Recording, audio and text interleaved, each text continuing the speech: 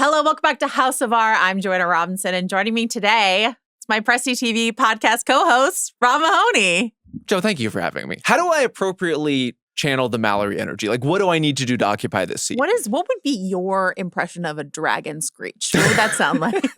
I see you trying to bait me, but I gotta tell you, you asked. I cannot one-up whatever it was that Mal did. I don't even know how to accurately describe it. It comes from like deep in her soul. Definitely. It's very important. At least from her diaphragm. Yeah, there's a powerful vocal presence there for sure. Absolutely. We're going to be talking about Daredevil episode 7, as well as a few other odds and ends right after this. This episode of House of R is presented to you by Target. Calling all trainers! Pokemon is celebrating 30 years and the party is at Target. That's right. Pokemon and Target are launching a limited time collection designed for trainers across every era of fandom. We're talking over 100 exclusive pieces you won't find anywhere else. Shirts, water bottles, and more. The first drop appears in stores May 2nd. And online May 3rd, before the collection evolves with the second drop on June 6th. Explore now at Target.com.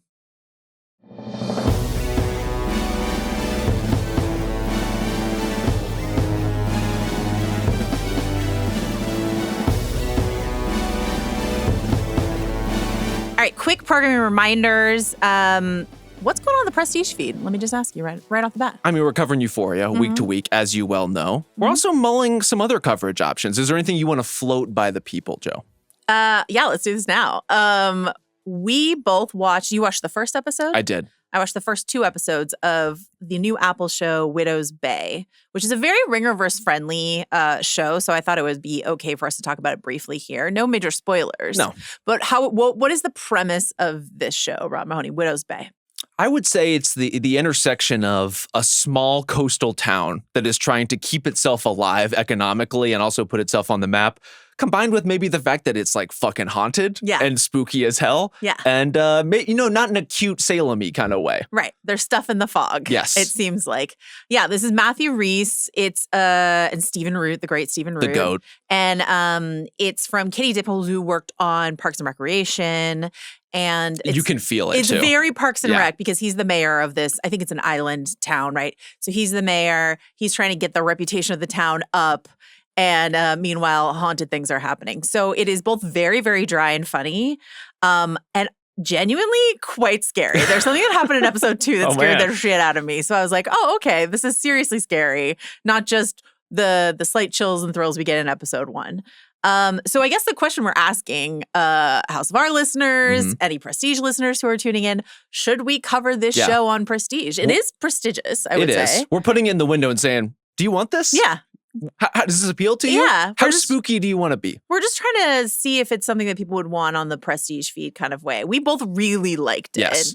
Yeah. Anything else you want to say about it? I think the first episode, to that Parks and Rec energy, is one of the funniest episodes of TV I've seen so far this year. Yeah. In that very exact, like, small town people behaving like quite oddly kind of way. Yeah. I think it captures something really interesting. I can't wait to dive into the scarier parts. It's very losty in its own way, but like it's less of a theory mystery show and more of just a chills and thrills and funny show. It is like a 40-plus minute show. It is an hour-long show, so it's not like a 30-minute. I don't know. I want us to cover it, but I'm not sure there's enough there. Prestige TV at Spotify.com if you have any thoughts or feelings, or hobbitsanddragons@gmail.com if you want to, if you're like, hey, I'm listening to this show, why not email this show's email? Widow's Bay, should we or should we not? Would you say you're more chill inclined or thrill inclined? Great question. Chill. How about you? Yeah. See, I'm more of a thrill, but maybe this is the peanut butter and jelly that makes the show go. This is why we're a match. All right. So on this feed, the one you're watching or listening to, we're covering the Maul finale, and we had the great Sam Witwer in the studio to talk about Darth Maul, animated Darth Maul. Have you recovered? Nope. Never shall. We'll do the Daredevil finale next week as well. Also, the entire month of May, we're calling Friend of the Pod month. We're having a bunch of people coming on the show to talk about the Punisher special, Spider Noir, which you and I will talk about in a second. Psyched. Mando and Grogu, the Survivor finale, all kinds of stuff. We're having folks we're just making use of the extremely large sofa that we have for this show. So that's the plan for May. Also, just a quick reminder, it's 38 days until the Vampire Lestat premieres this summer, our national holiday. Where's the board? Like, I feel like you need a whiteboard with the countdown very, In very blood? visible. I mean, better yet. Dripping in blood, or like the lost countdown clock with some like hieroglyphics Oh and my stuff like God. that. See, the set deck operations are really endless. They really are. So that's what we have coming up. Follow us on all of our socials, House of Our Pod Of on course. Instagram and TikTok. Listen to the pod on the podcatcher of your choice. You can watch us on YouTube, watch us on Spotify. We will have a graphic coming up in a second. So if you're watching the show, that will help you with what we're about to talk about. But other than that, do what you will. hobbitsanddragons@gmail.com. Spoiler warning, Daredevil episode 7 and Rob's ability to gloat. And we'll get into that in our opening snapshot.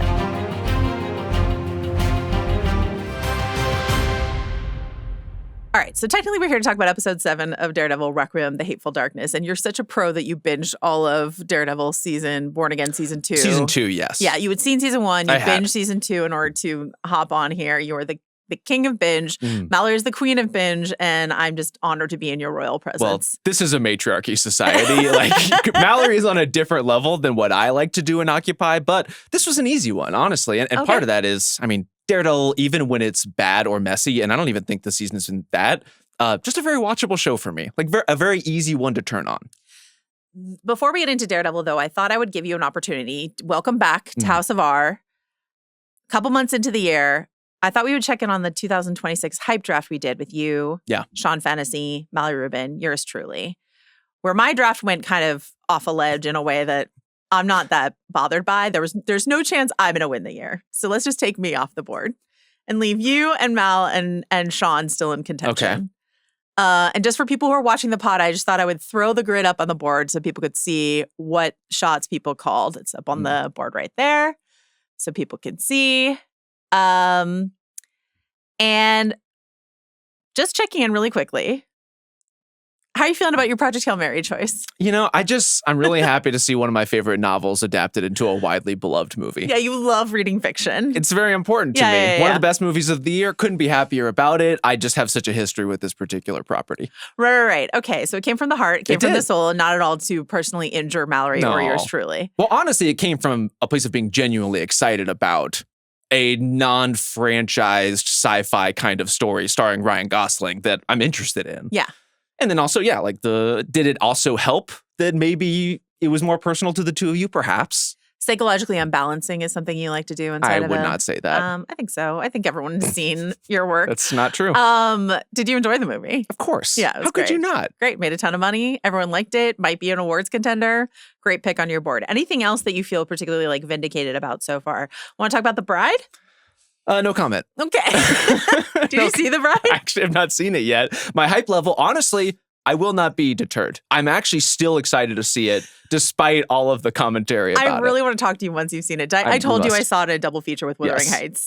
One of the most unhinged That's- days of my life. That's a decision you made. It is a decision I made. I think it only sort of improved my enjoyment of The Bride rather than detriment. Just for the contrast or for the overall vibe? I would say right now, and until Disclosure Day crashes and burns, The Bride is the most hilarious choice on this. So you've got the high highs Yep. and the low lows on the board right now. Anything else you want to single out as, we've heard some more about it, you're more excited about Yes. it? I mean, I remain cautiously optimistic about Doomsday. Mhm. Maybe that will be my famous last words. First line of my obituary. Went down swinging on Avengers Doomsday. But I do think it's going to hit. At least I'm hoping and praying that it does. I also, Godzilla Minus Zero doesn't come out until November, but I have procured the 4K of Godzilla Minus One to prepare myself Okay. physically and emotionally for the release. All right, your body is ready. Listen, I will say, I was looking at my draft, which is comically hilarious, and I will just say, Werewolf, which comes out at the end of the year. Hell yeah, it I'm like does. hoping I can redeem myself It's with going that. to be good. I hope it absolutely rules. That's my hope. I to mean, redeem it's going to be myself. hairy. It's going to be Victorian. It's going to be very stuffy, but in a creepy way. Yeah. We know what we're in for. How did you feel, though, about the Practical Magic 2 teaser? Pretty bad. Okay. Pretty bad about my Practical Magic 2 choice, but we'll see. We'll see how it goes. Why are they shooting it that way? Like, why does it look like a Hallmark witch movie? I don't know. Truly strange. Really bad. And like, I don't know, using the lime and the coconut, There's too much lime and coconut. Yeah. But there's also a lot of lipase. Not unwelcome. He's always welcome here. And Sandy still got it. Like, oh, Sandy never lost it. That's what I'm saying. Like, she is delivering in that teaser. Nicole, I mean, it's really touch and go sometimes. And your these favorite days. actress, Joey King, is also there. Of course, she is. Okay. She's certainly there and working. I think no matter what, we're just gonna have a hard time fighting against Sean and Mel having the first two choices and it being Dune Part 3 and The Odyssey. Like, that's really tough for us. Unless maybe I took Disclosure Day second, which I might have done that. That sounds like something I would have. That's something I would have done. Mallory has a Night of the Seven Kingdoms on the board. That show ruled. That's great for her. So we'll see how it all pans out. Right now, I'm inclined to say Sean Fennessy won this, but we'll see what happens. Don't give him any credit. I Certainly don't want not until he earns it. I really don't want to, but here we are. So unless Mando and Grogu is incredible, but yeah, it's not going to be. The faith is low here. Can I ask you a question while we're in this space? You know, a little more nerd intensive than you and I usually partake in, at least on Prestige. I'm looking forward to X-Men 97 Season 2 even still. Mm-hmm. I am not like up on Polaris or the X-Force at all. Are those characters, is that a character or property that means anything to you? No. Okay. I mean, I know what it is, but does it mean anything to me emotionally or hype-wise? I can put Polaris on the family tree. Yeah. But other than that, do I know literally anything about this character? No. And apparently quite prominently featured in some of the promotional materials for Season 2. So I guess we'll find out. I will get familiar. Is there anything that's been announced this year that you regret, like, not picking in the hype draft? Oh, I'm trying to think of what's come out recently. I mean, nothing has come out, I think, but like Spider Noir, yes, none of us picked. I wish I had believed in it even more, but I got suckered in despite my affinity for the source idea for Nicolas Cage himself. Yeah. By some of the tales of the production, I was like, oh no, is this another one of these like tortured to death concepts that was in development hell for a while? I should have stuck to my guns. I should have stuck to my black and white, like pea shooter pistol and fedora. That's what I should have done. Yeah. What about Supergirl? I'm okay. Okay. You're fine with that. I'm hopeful. What about Clayface? That's exciting. Speaking of chills and thrills. Yeah. The Clayface, I was like, I really wish someone had picked Clayface on their Also, on their board. Did Resident Evil get selected? Yes. Okay. So at least that was off the Sean board. Fennessy picked God Resident damn it, Evil. Sean.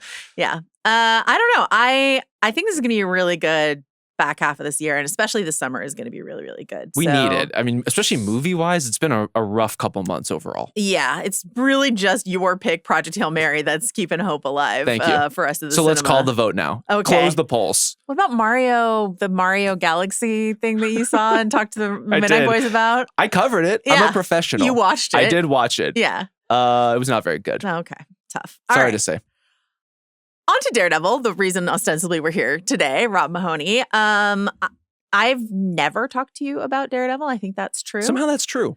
I was surprised when at this very table, I was like, God, who am I going to get to cover for Mallory? And you were just like, oh, I'll do it. Very helpful, Rob Mahoney. What's your history with Daredevil?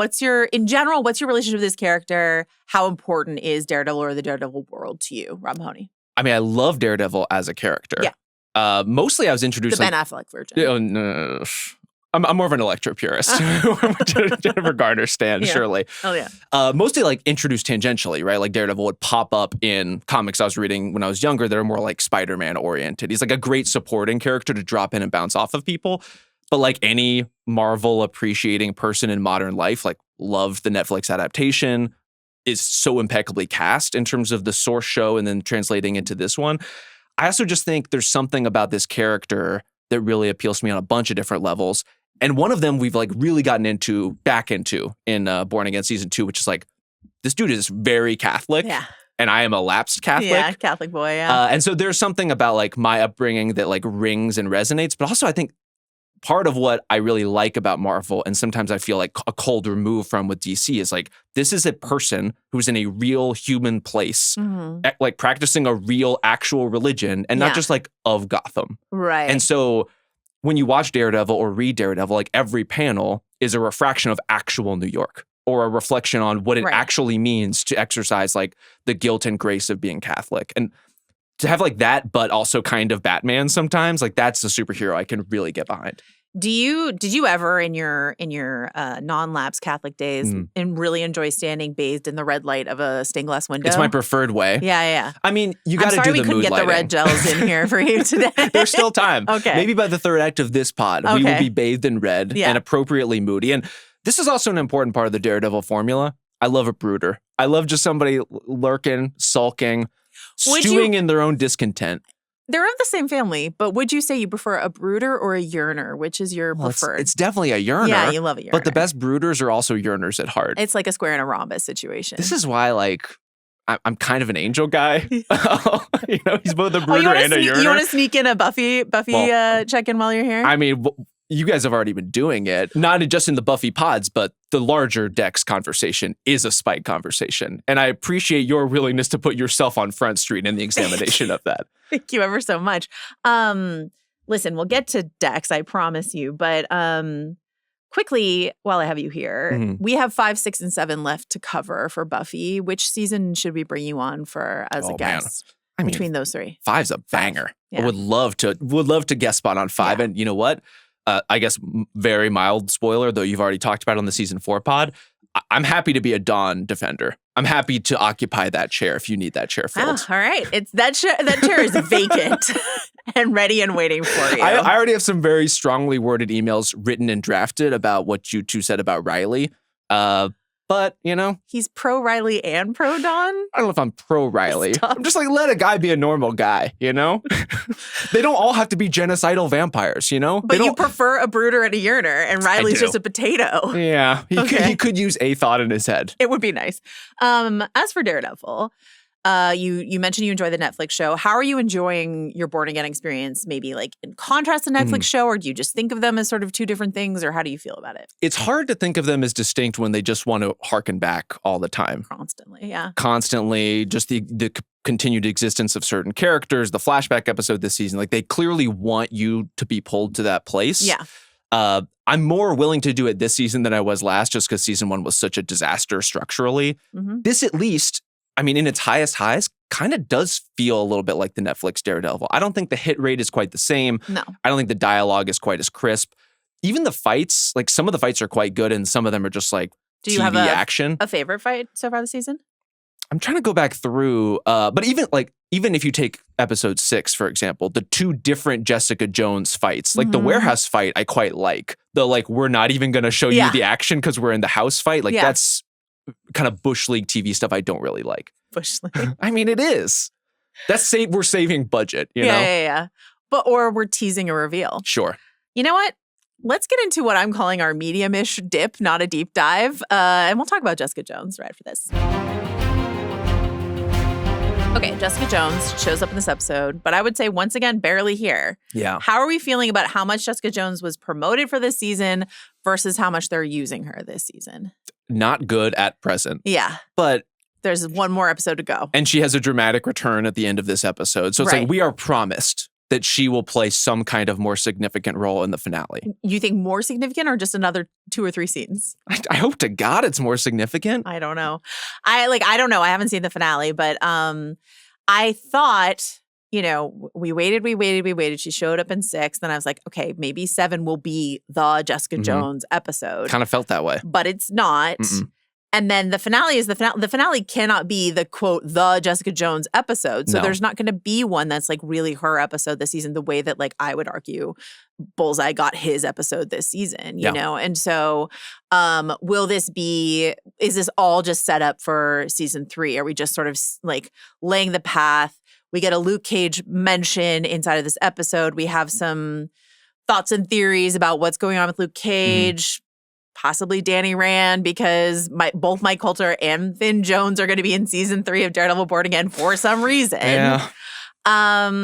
So how do you wish they had used her, or what are you enjoying most about the way they have used her? I want to leave my heart somewhat open to whatever happens in the finale. You're an optimistic guy. I am an optimistic guy. I do think the writing of this season and her inclusiveness in it is just like doing her absolutely zero favors. Yeah. When she shows up, like for these conversations with Charles, for example, and she's the exposition deliverer and he's the guy who gets to make the quips, like you have messed up the formula on a very fundamental level with this character. And I want to acknowledge that it's not the easiest thing. I think Jessica is much better as the damaged hero of her own story than she is as a drive-by sidekick for one like this. Mm-hmm. And especially given that it's been so long for Kristen Ritter and Jessica Jones both in this space, just like dropping her back into this world, like you have to do some legwork. You have to, create some inroads for that character to be here. But you could do better than this. And just the fact that they even have commentary within the episode of like, we're on yet another generic rooftop. Making your generic rooftop jokes does not change the fact that you're on another generic rooftop. Like you had to do better than this. I did enjoy the sunglasses in that scene. Cherry has been a tough character because this show has really struggled, I think, with the gallery of side characters that they've presented over the last 2 seasons. And there are some we really enjoy and some we feel frustrated. And then some, like I would say, Cherry and Kirsten, who just feel like, because they're tertiary or in some cases sort of even lower than that, it just sort of feels like, am I supposed to sort of appreciate these people in the full human experience of their life, or are they just here to deliver exposition, or in Kirsten's case in this episode, look incredible in a suit in a courtroom? Like that green suit great. Is working. Great stuff. The scales of justice lapel pin. Yeah. Incredible. Really good shit. But yeah, I think the show's really struggled with the side characters in general. And Cherry's certainly this season has been like even more sidelined, I think, to make room for like more Karen stuff and stuff like that. But you and Mal talked about this some with Vanessa with some of the other storylines. I do think here in season 2, they have a better feel for what's working and what isn't, and are starting to sideline some of those characters more overtly. Like we just don't see very much of Cherry for good reason. He can be the person who brings in the other cops when you need like the escort to get you to the parking garage. But other than that, he just doesn't really have a function in the story anymore. He was like damseled at the beginning of the season, essentially. And that worked well. That sort of like his heart slowing sort of sequence, I thought worked really well. But to bring him back here, but I did enjoy like sort of the PI to PI sort of interaction that he and Jessica had. But she doesn't get to be a PI. Like that, I think that's what's weird. There's so many ways she could have been introduced. Yeah. Why couldn't it be her and Matt chasing the same case and like winding up at the same scene of whatever crime, Do you think that, so I hear what you're saying. I agree with you that like she works better as the damage star of her own show versus a sidekick. But is there a way in which she's used more meaningfully, or there is a storyline that's more meaningfully centered on her, and perhaps they're setting that up for season 3 when we hear that like Luke Cage and possibly Danny Rand are elsewhere in the world together doing stuff for the government. Why is Luke Cage working for the government, Mr. Like, great question. You falsely imprisoned me, I'm going to be like the hero of Harlem. Now, like what, did they have leverage on him? What was the offer there? Did they threaten his daughter? How can you threaten Jessica Jones and Luke Cage, two of the most powerful people in the world? Kind of. Asterisk on Jessica, at least. Yeah. Oh, motherhood, right. Takes a toll. Anything else you want to say about Jessica Jones? I'm going to need more. Yeah. I'm going to need more, whether that's in the finale, whether that's in season 3, but I'm hoping it's sooner than season 3. It's now my favorite moment of the podcast. I'm calling it Bullseye Check-In with Rob Mahoney. Rob, do you get the hype? How are you feeling about Bullseye? I mean, you're goddamn right I do. Yeah. How can you not? He's so good. He's very good. I would say overall with this season, you have like your Daredevil mainstays. And then there are really 2 characters who I would say are like elevating almost every scene that they're in. One of them is Buck, who I think has been consistently quite good. Buck Cashman guy. I am a Buck Cashman guy. Great. Has so many interesting relationships with so many different characters on the show at this point. And then Bullseye's obviously the other one. Like he is magnetic on the screen in a way that they are clearly trying to wrangle and figure out what to do with. And this is where, I mean, just the spikeification is off the charts. As far as like, don't think too much about the truly villainous and evil things he has done, because look at this man saunter. I mean, the swagger as he's leaving Governor Lily Taylor's house, mansion. Having saved the life of Governor Lily Taylor. Come on. That's one good deed. Don't worry about Father Lanson. Don't worry about Foggy. Don't think about it. We are told the scales are even now. Yeah. Balance. We're leveled out. And now he can do whatever he wants. So there are rumors circulating that Val could recruit Bullseye for future missions in the MCU. Yeah. Would you want to see him joining the Thunderbolts? I like that pairing. Yeah. I think where I'm getting conflicted is... Do I want more Thunderbolts? Well, I do want more Thunderbolts. Okay. I am among... I mean, the No, greatest Julia Louis-Dreyfus appreciators on the planet. Yeah. She is maybe the most miscast person in the history of the MCU. I really agree. Would you, and I know you always prefer a man to do a woman's job, would you prefer to replace her with Matthew Lillard as Mr. Charles? Here's the thing. He's not good in this either. No, he's This not. is a bad character and a bad part. And I'm like, he's fine. Like, it's not a terrible performance. It's a I would say the two biggest like waste of a great actor in this season, Lily Taylor, Governor Lily Taylor. Yeah. You have Lily Taylor, and this is what you're refer doing to with her by her title, yeah, please. Of course. Still governor, can't kill her, Lily Taylor. Yep. And Matthew Lillard.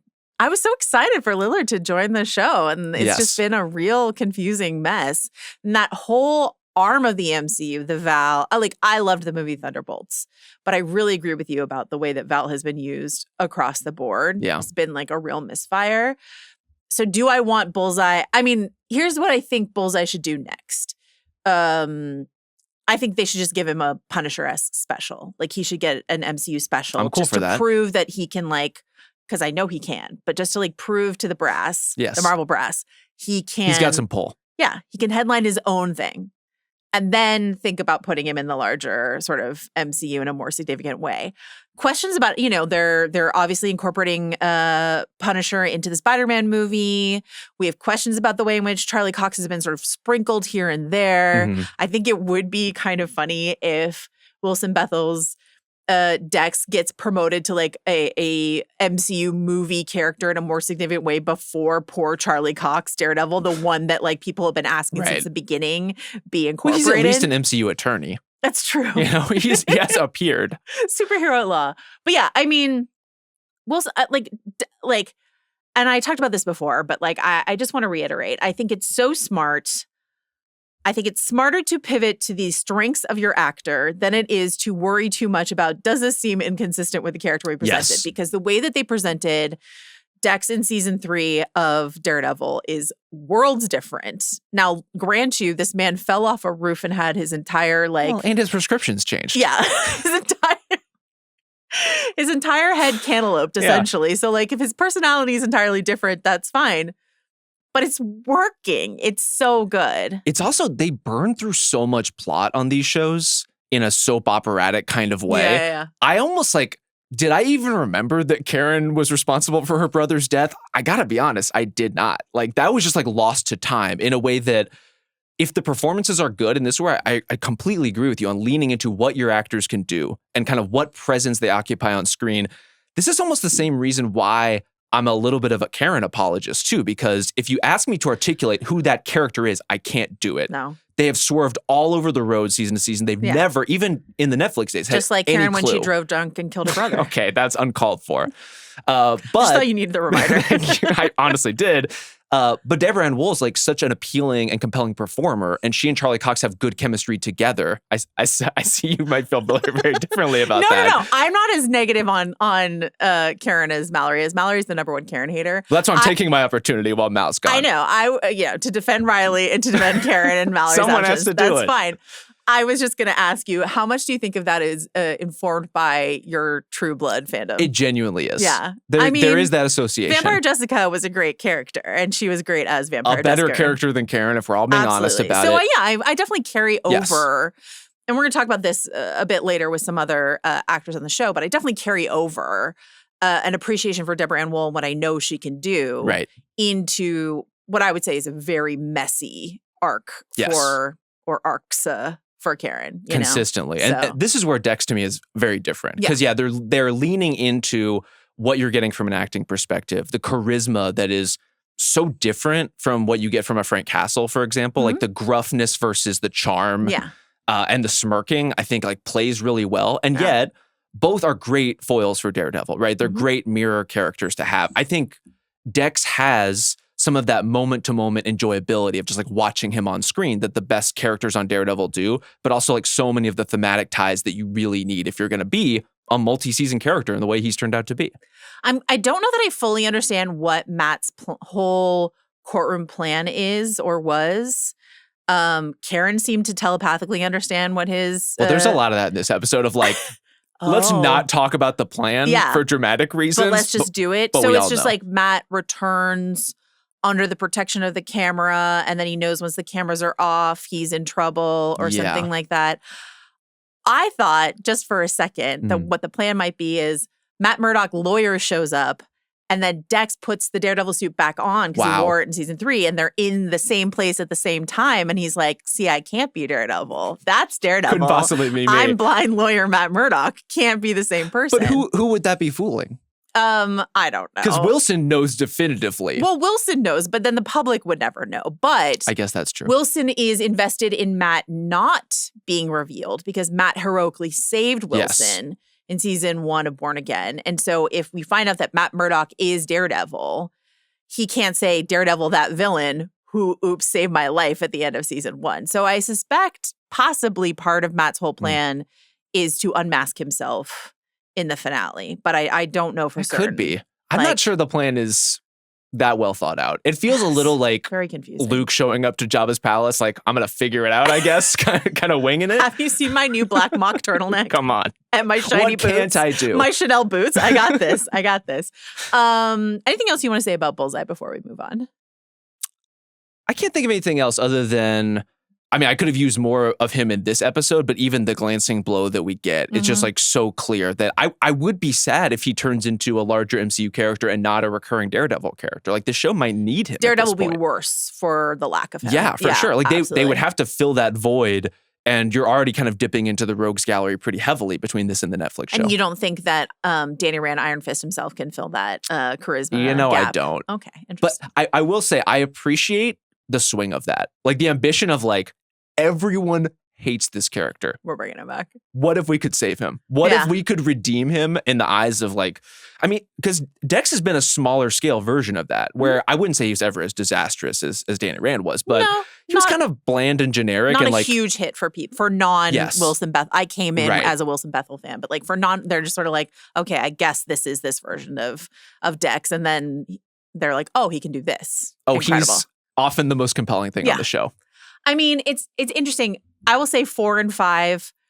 The reason we're covering the rest of the season week to week is because 4 and 5 really duped Mallory and me into thinking this was like a Bullseye better show than it is. Because like, I don't think it's terrible, but I think 4 and 5, and Arjuna warned us of this, but 4 and 5 I think are like the peak of the season for me, the more Dex-centric stuff. And then 6, 7, and then we'll see what the finale does. But like, I would say 6 was weak. I think this is, I don't know. It's just a very messy show. It is messy, but I just like it. That's great. Maybe it is. I have a lot of forgiveness for Daredevil and Matt in my heart for many different reasons. Even when for Catholic reasons, do you think? I mean, generally Catholic reasons, but also like courtroom drama. Here's a surprise co-counsel. Yeah, it's just like that was fun. It's such a stupid and fun and amazing move that I those parts of the show appeal to me. Do you have a surprise MVP of the episode? I think it's the same as yours because there's only one answer. And what's your answer?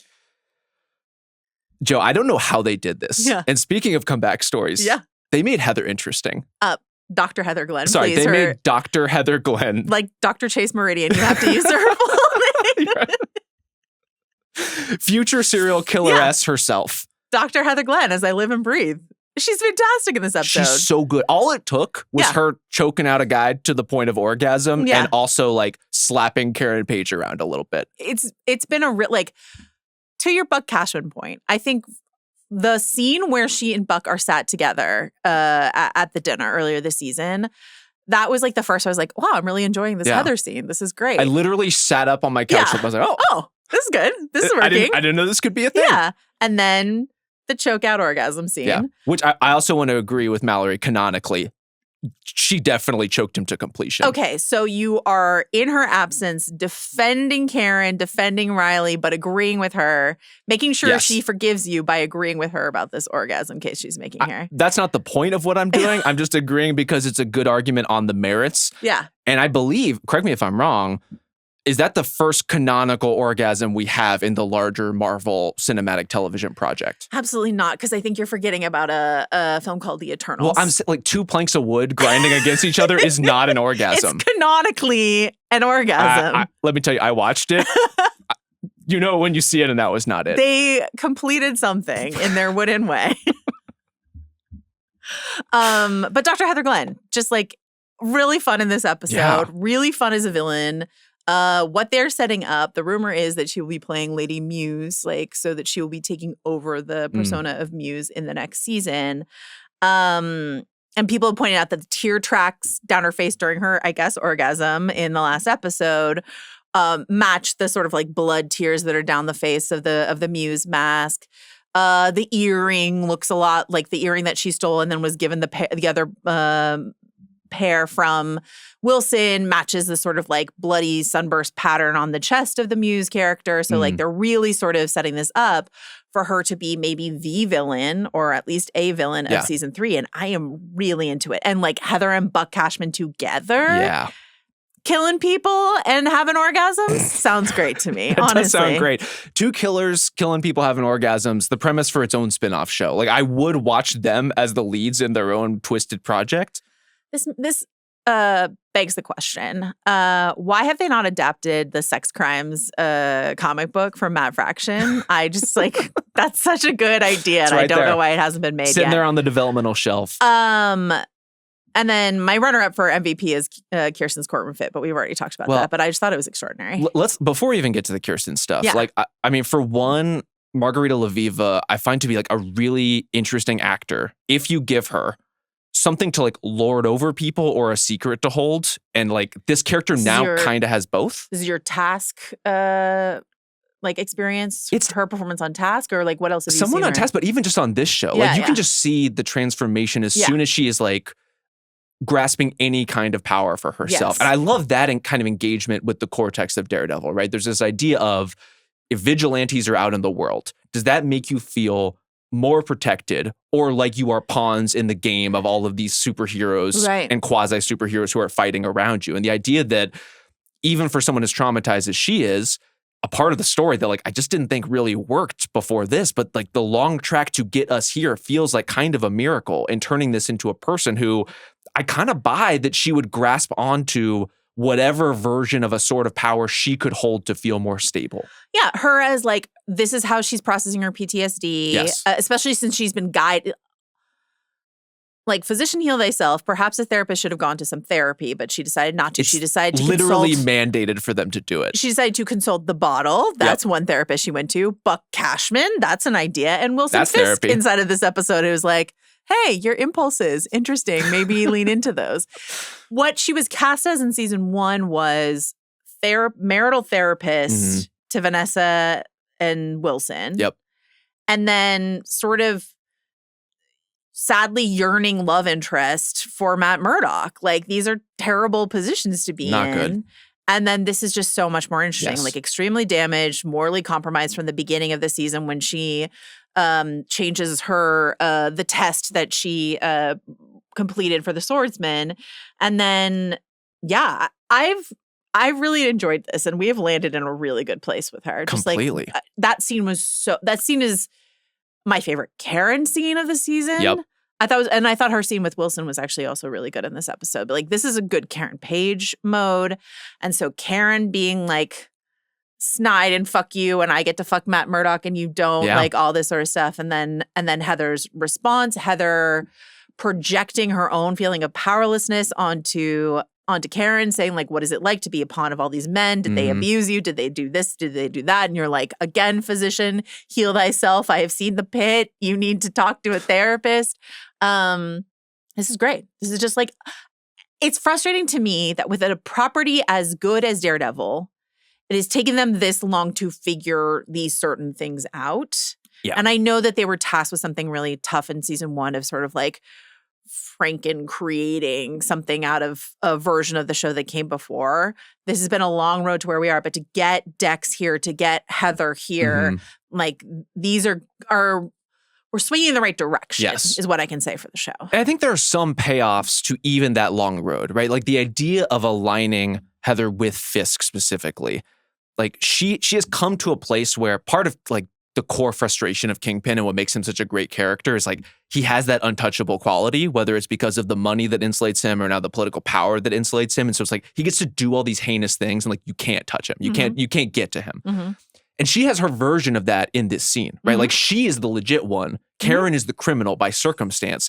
And she gets to literally assault Karen. She gets to try to provoke her. And the joint like we are manipulating each other or attempting to, but also being borderline puppeteered by each other in the process. Like, this is one of the best fights of the season, not even including the physical part. Right. I really agree.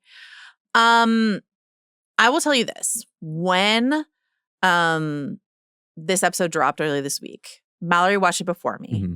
And she texted me, have you watched Daredevil yet? I said, no, I'm just starting it right now. And she said, you must text me immediately when you finish. Yeah. And I was like, uh-oh, something very what happened to Dex? consequential. For I was worried about my guy Dex, but it was her guy, Daniel Blake, who doesn't make it out of this episode alive. Sure does not. That's interesting to talk about in his own right, just because I just want to represent for Mallory, who was quite upset by this, sent me a lot of all caps texts about it. She flew out yesterday. When she landed, she was like, I don't have to Arjuna. I mean, she was like, I don't have text from either of you asking, like checking in on my mental well-being after Daniel Blake has been killed. What's going on? I thought she was pro-murder of any Yankee fan. No? She loves Daniel Blake. I mean, that's true. She just loves him. So Daniel Blake dies in this episode. But for those people who are listening or watching this podcast who have not been online the last couple days, Variety posted this write-up about the episode that I saw immediately after the episode was over. And I sent it to Mallory and she's like, this is unhinged. The original version of this episode, he doesn't die. Buck decides to not kill him, but they changed their mind. And so they digitally inserted like a gunshot and his death was done in post. So that look that Buck gives him as he walks out the door is not I killed my friend. This is so tough. It's I spared my friend. What consequences await me? But we have to reinterpret his whole performance because they changed their mind and decided to kill this character that originally the whole point of the scene was Daniel convinces Buck to not kill him. And instead of rewriting it or reshooting it, they just added a gunshot to it to make the outcome completely different. And that's like just indicative of the entire Daredevil show as far as I'm concerned, and like really frustrating. But I guess my question to you is like, because you and I, since the pit concluded, have been hearing all of these scenes that were cut from the pit finale, just like countless scenes that were cut from the pit finale. So my question is, do you feel like this is ramping up in the television space, that they're just making these weird in the edit room, in the post sort of decisions? Or do we just know too much as consumers?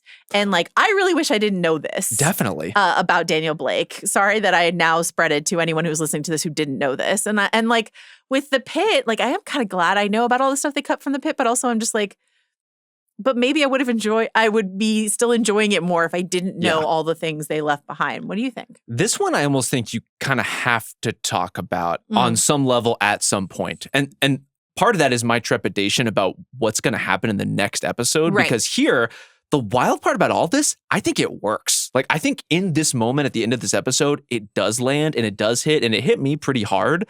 I think part of the reason that's true is because the contrast of like this in over his head, very like warm-blooded, hard on his sleeve character getting killed in this very cold, detached way does play with the like very surgical edit that they had to do using CGI.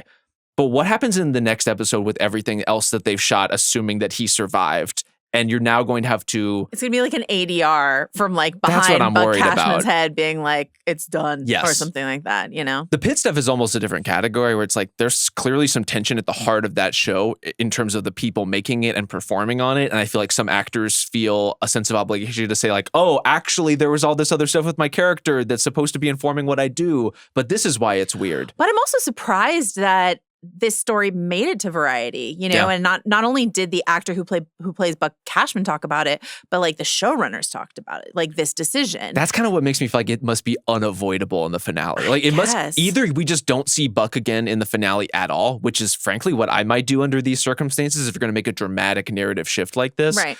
Because otherwise, I don't know how you're just going to be able to ADR and edit your way through a dramatically different story decision like that. If he's like, I don't think you can have a scene between Buck and Kingpin, but we'll see. But I feel like you could have a Dr. Heather Glenn and Buck Cashman we're in the shit now like sex scene, because he's going to be feeling like I'm fucked because I didn't kill Daniel. Yes. You know, and if you can somehow translate that to I'm getting fucked. working through my grief that I killed my friend. Yes. We'll see what happens.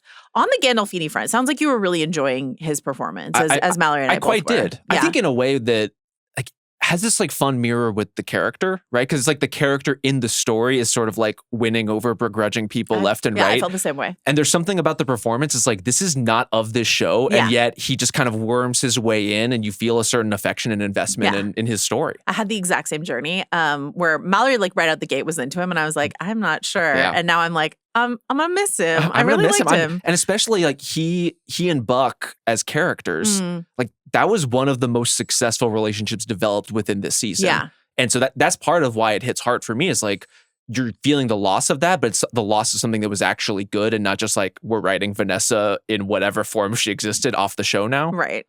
It's interesting. I had a conversation with Eric Voss of New Rockstars, and he was texting me. He's like, Joanna, he was like not really into the Gandolfini performance. And so he's like, what am I missing? Like, what are you enjoying that I'm missing? And we had a great conversation about it. And what we concluded, it was my suspicion. I was like, are you a big Sopranos guy? Yeah. And I was like, I can understand, you and I very famousI'm not watched more than a few episodes of The Sopranos. So I have watched other Gandolfini performances. I'm a big fan of his work, but I don't have so many years of Tony Soprano in my mind. Mm-hmm. And Michael, I saw Saints of Newark for some reason, which is the Sopranos prequel. Michael Gandolfini played his dad literally. But I was talking to Eric Voss about this, and I was like, it's kind of like Lewis Pullman, where like I like Lewis Pullman, but I never watch a Lewis Pullman performance and don't think about his dad. I'm always thinking about Bill Pullman. Like Lewis Pullman, like there are Nepo babies out there who either like don't look so much like their parent or have made decisions, whether it's like your Dakota Johnsons or your Jack Waits or whatever the case may be, have made chosen roles that are distinct enough from what their parents would have done that I'm not like preoccupied by this. But what Michael Gandolfini is doing here is a James Gandolfini role. Kind of. And what Lewis Pullman does is often a Bill Pullman role. Yeah. And so they're sort of like consciously or just taking what opportunities come to them. I mean, Lewis Pullman is literally doing Spaceballs too. Yes. You know what I mean? So like there are ways in which they're leaning into it. So if I had the specter of James Gandolfini sort of like looming over this performance, I might have a harder time appreciating it. Voss was saying, just talking about how the way that Gandolfini could like in his silences with a glance, with a look could convey so much. And I actually think my like experience with Michael Gandolfini is like, he can do that in the scene in last week's episode. When he's looking at BB and like blowing out the candles, there's just like 9 different things happening across his face that like really, really worked for me. But I can understand why, if I was a huge Sopranos devotee, it might get in the way of my enjoyment here. Do you have any thoughts on that? I can understand that. And yeah, there's certainly something with all of these Nepo baby actors where you're right. It's either like you're leaning in hard or you get the glimpse that sort of takes you out of it. Like I do get that with Margaret Qualley sometimes too, where it's like you catch the right angle and it's like... Jack Quaid too, sometimes his grin, you're like, there's your dad. I see it, But I think you make a really smart observation about the way they can kind of steer around that with the parts that they play. I actually think this is not a Gandolfini part, a James Gandolfini part. Like to me, it is, for lack of a better word, like so much more of a pathetic character. Like he's down on his luck in a different way than I've seen James Gandolfini play. And so I think there is something about like, and this is kind of baked into the text of his relationship with BB too. That's like a little pitiable, a little like, again, it's the way he ingratiates himself with people. Some of it's just like the in over his head, like, how is this character on the show in this capacity is kind of mind-blowing. But I do think it's distinct enough where even if I were more Sopranos inclined, I don't know if it would take me out. I do think that James Gandolfini always had, just because of his like physicality, always had like a bit more of an imposing physicality that he could sometimes play against. Like Get Shorty is like one of my favorite Gandolfini performances. And he is kind of like on the back foot, like That's he true. gets beat up through that whole movie. Like he shows up, he's supposed to be like the muscle, and then he just gets the shit kicked out of him constantly. And he's kind of this like, aw shucks kind of character, but it's in contrast to his physicality. Whereas Michael Gandolfini as Daniel Blake is just much more of a like overall quote unquote loser, but a loser that you like love. He grows on you. I mean, it's like a Cooper Hoffman kind of loser. You know, like I think they occupy a weird, similar space. They really do.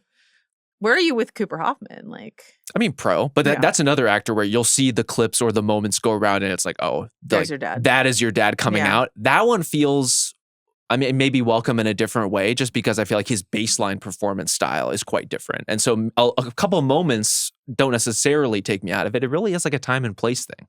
Anything else you want to say about Daniel Blake, the Dear Departed? I mean, I think my hope, sorry. No, please. One more layer, because we got this version of the story from Variety where they're like, we just made the story decision. Mm-hmm. My hope is actually Michael Gandolfini had other acting, like other things he wanted to do. But then I was like looking and there's nothing coming up for him. But like, I really hope that someone else picks him up and really uses him, because I think he, like, of the people in this show, he is one where I was like, you have potential for a really bright future out of this performance, you know? Though in that vein, I do agree with you, and I hope that for him too. I do think this is the right story decision. Like the version of the events that we see here where they are close enough for this to haunt Buck, but not for him to stop, I think tracks. And certainly you get the contrasts in a bunch of different ways, right? Like who is deserving of grace and forgiveness? Where are you, like, where is your individual line? Clearly Buck is like so far beyond whatever that used to be.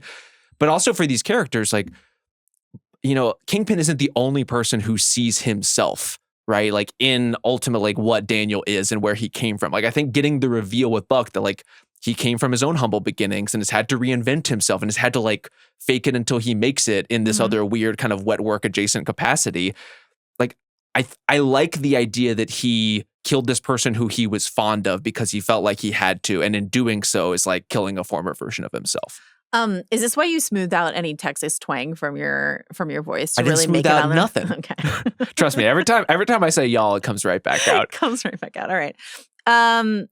You're obviously enjoying this show, I would say, a bit more than I am in general, and that's great to have on this podcast. But like, do you think this is a good season? Let's just talk about Charlie Cox, because we've been talking about all these other characters on the show, but the show is called Daredevil. So like, is this a good season for Charlie Cox?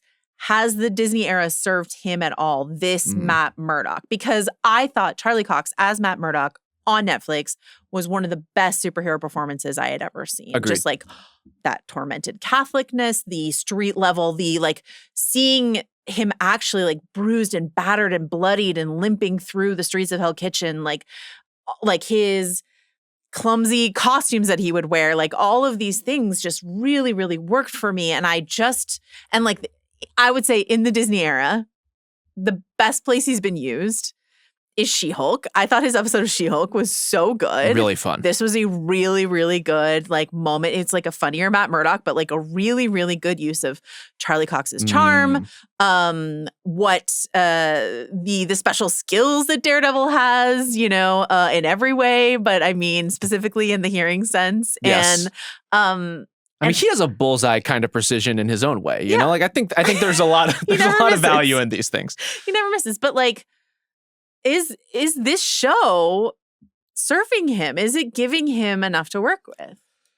I don't think what it's giving him to work with is necessarily great. The writing this season is, I would say, a marked improvement over season one. But Matt Murdock / Daredevil is not particularly cogent in this version of the show. Like who he is from moment to moment, from episode to episode, from scene to scene, like doesn't entirely track. I think it is to Charlie Cox's incredible credit that most of the time I'm not even really thinking about it. And then he'll say something, I'm like, Daredevil would literally never say that. Yeah. Matt Murdock would never think that. That doesn't make sense for this character. But I do think that conversation has shifted somewhat this season because Matt is like functionally disappeared from the story for a lot of this season, right? It has been like you are kind of Daredevil all the time because Matt Murdock has to be in hiding. And so like the public facade part of being Matt Murdock is gone from the story. I think Charlie Cox plays Daredevil and the physicality of Daredevil amazingly well, no matter what the circumstances are. And like within that, there's the brutality, there's the exhaustion you're talking about. Like I do wish this version of the show would lean into that stuff more. The like, I have to go find, you know, the night nurse to like heal myself up from the cost of participating in this. I'm losing pints of blood. People have put like grappling hooks in Absolutely. me, like what's happening. Yeah, like and I'm not even talking about this in like a pervy, horny way, just like the map of his body, which like we see so much in the Netflix show of just sort of like, this is the cost, this is the damage. Yes.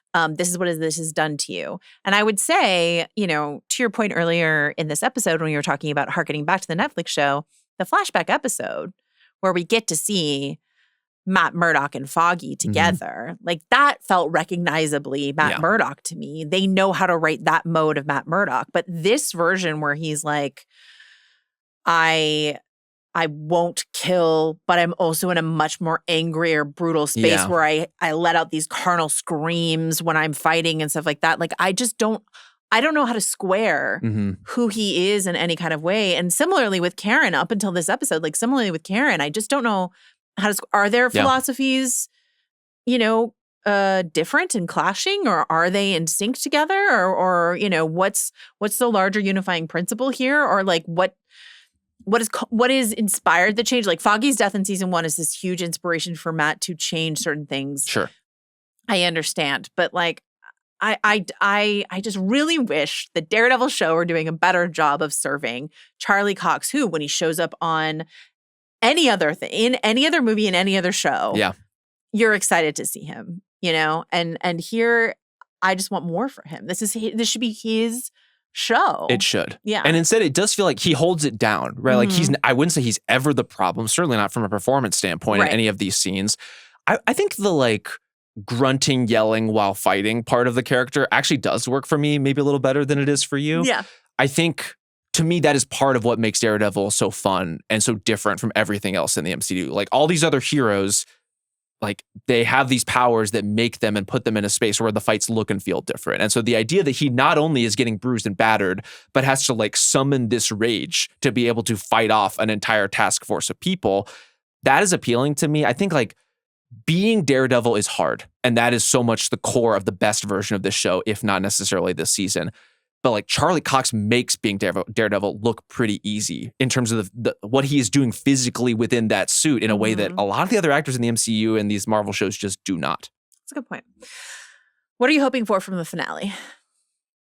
I mean, the Jessica stuff for sure. Like I need something more from Jessica Jones being on this series. I also need some more courtroom theatrics. Like I would like to go back. I don't know if that's even realistic after we've had a shootout in the courthouse parking garage, but one of the most like incoherent action sequences I've seen in a long time. Speaking of the files of Matt Murdock definitely murdered this man. Like he threw his cane through the window of through the windshield of the SUV, leaf on the wind style, and definitely killed that driver, right?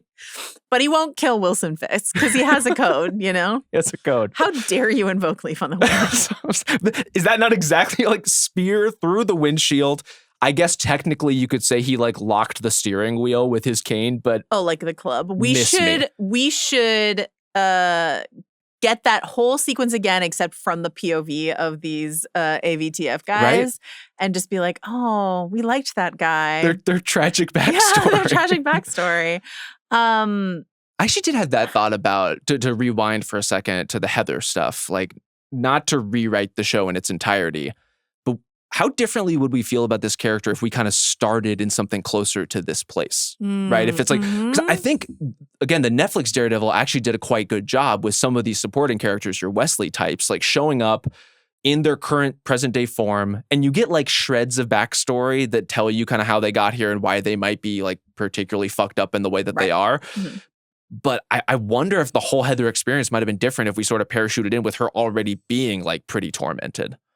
I mean, it sounds like she does have that backstory. We just didn't really, because like when she's talking to Karen about like, did your brother abuse you? Yeah. I'm just like, where did that come from, Heather? Your own? Well, her files. Yeah. Her files. Special files. It's kind of incredible files. All right. I mean, do you need like, if we get a big showdown between Wilson Fisk and Daredevil, we already got a fight between them, but are we going to get a big finale fight? And what do we like? Is that interesting? We've seen it so many times. What would be an interesting outcome from that? Like, I completely understand why Fisk is here. D'Onofrio playing Fisk is like a 5-course meal. Like it is something very special. So I understand, but it's just like, because we've done it in season 1 and season 3 of Netflix, and now for 2 seasons here, Yeah. it's like, we keep circling the drain on these two. It's not like finally these two are going to clash. I'm like, I saw it 2 episodes ago. Is he going to punch another brick pillar again? Like, might. what do I want? I don't know. I think this is where I do want the courtroom part of it to have some kind of authority. Like, I'm not naive enough to think like you take down Wilson Fisk with the law necessarily, but this idea thematically that like Daredevil has had a really hard time taking down Fisk for certainly this entire season and multiple seasons. Like, maybe this is something Matt Murdock can do. Maybe there is a way where Can he trace the assassination attempt on Governor Lily Taylor? Yeah. Thus justifying casting Lily Taylor in this, let's say Governor Lily Taylor takes a stand. Wow. Turns the tables. You don't want Your Honor, we're calling bullseye to the stand?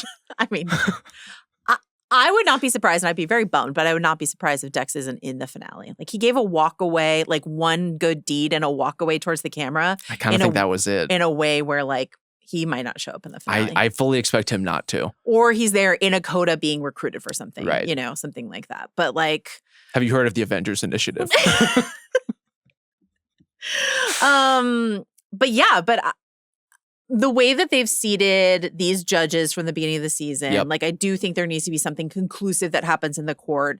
The question all season of Matt Murdock, like, when Wilson Fisk said to him in the previous episode, are you going to kill me? You will not. Are you going to arrest me? You cannot. Right. You can't get me the legal way, and you can't get me your vigilante way. I'm impervious both ways, right? But is there a way in which the law can come back around? This system that's been so corrupt since Wilson Fisk took over, the courts are corrupt, all the tiers of government are corrupt. But is there a way, the police are certainly corrupt, but is there a way for justice to shine through in some way in a finale courtroom scene in a way that Matt's faith in the system is supported and he does get Wilson Fisk in some sort of legal way? I could definitely see it. And to me, that's the payoff for not just all of those threads earlier in the season, but if you're going to make Matt Murdock the co-counselor in this case, like, it has to be for more reasons than just to bait out an attack. Okay, so if instead of a physical fight, we get Wilson Fisk on the stand and lawyer Matt Murdock cross-examining him. See, I'm into this, and beyond into like that, a very Perry Mason-esque, come on, getting someone to confess on the stand for a case they're not even on trial for. You want me on that wall? Yeah, you need me on that wall of the Freeport. Yes, I'm very down for it. For one, I love Matt Murdock cross-examining. Yeah. And this episode was a nice, like, subtle reintroduction to that fact, not in any aggressive way, just like a gentle prodding. I do think his introduction as co-counsel, though, like, this is the one thing Kirsten gets to do. And now she doesn't even get to do it. Like, she's been on the show for 2 seasons, filing paperwork, being a school marm, basically. And now she doesn't even get to litigate the big case. That's she tough. got to tell Hochberg, fuck you, earlier this season. She had to tell him, fuck you. But then she also has this moment with the judge where it's like, there's no jury to appeal to here, counsel. And she's like, but is there? Like, the finger guns as she's walking away. Just embarrassing. Like, I want her to be a good or competent or interesting lawyer, and they won't even let her be that. Okay. I'm with you. I need justice for Kirsten, but more broadly, justice for New York. Justice for all of us. Yeah. Here's the thing. Matt Murdock may not need a system to believe in. We do. I would like to see one system work. And that's why when Dex killed a bunch of anti-vigilante task force, I was really into it. All right. Anything else you want to say before we go? Do you need Heather Glenn full-blown psycho killer in the finale, or are you content to wait for that for I'm kind of 3? satisfied. Like, look, if she wants to fuck or choke or kill whoever she wants to do those things to, I'm on board for it now. Do you want to look at the camera and say that? I'm good. We can just quote card it and be on our way. I don't necessarily need that. I think this is what's interesting about this place in the story. It's like, I feel like a lot of these side characters have had a button of a note on their individual stories where it's like, if we don't see Buck in the finale, he's kind of like off in the wind or just kind of like they can't resume. Like Dex buttoned up. Yes. Cherry doesn't even have a story, so who cares? Nope. Kirsten will be involved. Finger gunned her way out of here. I need a call back to the finger guns. One more finger gun. Let's just do it, okay. Maybe go down the line of judges, What's the harm? Sure. Anything else? I think that's we really did it. I think we really did. I think we really did it. Mallory Rubin, you are fondly missed. Always. But she'll be back for the finale. Thank you, Rob Mahoney. Thank you, Joe. Thank you for having me on for this show that I do quite enjoy. Yeah, it's great. Rob and I are covering Euphoria, a show we are quite confused by, but also kind of enjoying. Yeah. We'll be doing those like kind of live on Sunday nights. Not like live, but we are watching. We have no more screeners, so we're going to be watching Euphoria. I think from this very couch on Sunday nights here in the studio, and then recording immediately after. If you thought our coverage was unhinged to this point, just wait to see how punchy they're about just to wait get. until you see how like 5 Diet Cokes in Rob is on the microphone. I mean, that's my secret, Joe. I'm always 5 Diet Cokes in. Thank you to Carlos Chiriboga, to Arjuna Ramgopowell, to Jomi Adeniran, Scott Lee, Jacob Cornett, and the whole crew here at Sycamore Studios. Really appreciate you, and we'll see you soon. Bye.